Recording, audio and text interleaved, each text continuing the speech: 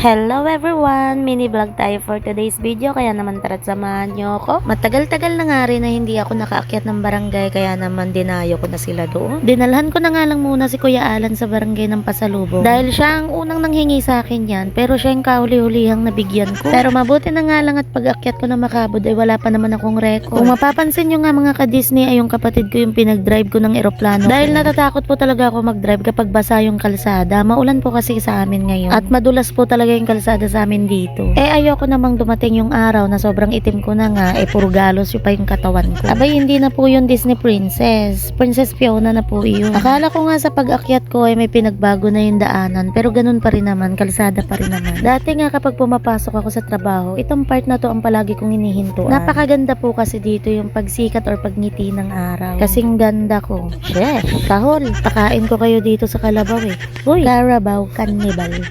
Pagdating ko nga dito sa barangay ay yung masayahing mukha na naman ni Ate Angelica yung nakita ko. Hindi ko nga matandaan kung kailan ko siya nakitang umiiyak. Puro talaga nakangiti. Bagay na bagay talaga sa kanya yung pangalan niya. Angelica Papina. Angelica Happy na. Maya-maya nga ay dumating na dito yung pinakagwapo naming kagawad sa barangay Makabud. At yung pinakagwapo at pangmalakasan naming tanod na takot sa CCTV. Akala nga nila ay nagpipicture ako. Sabi ko naman na hindi naman to picture video to. Maya-maya nga ay bumaba na sikap sa trono niya at nakipagtsikahan na dito sa amin. Natatawa kasi ako sa kanya dito, kinakwento niya yung love life niya. Josh, kakahirap pala maging tulay ka. Well, gano'n naman talaga ang buhay. Nalaglag nga lang sa tulay. Kung bakit naman kasi naisipan yung magtulay, may hagdan naman. Abay, mahinang nila lang yung friend mo ko. Siya lang kasi yung taong nakilala kong umakyat ng ligaw na ginamit yung tulay, hindi hagdan. Maya-maya nga, inayaya na ako dito, nilakap na kumain na daw muna kami. Sa una nga, itinanggihan ko dahil nahihiya nga ako, dahil wala naman akong ambag dyan. Sabi ko nga, kumain lang kayo dyan. Abay, nagulat ako, sinandokan ako ni Ate Angie. Bago kasi ako umalis sa bahay, kumain na muna ako, kaya naman hindi ko naubos yung pagkain dyan. After nga namin gumawa ng kababalagan sa barangay hall, ay nagpasundo na nga ako dito sa kapatid ko. Kaya naman hanggang dito na lang ang ating mini vlog. Thank you for watching!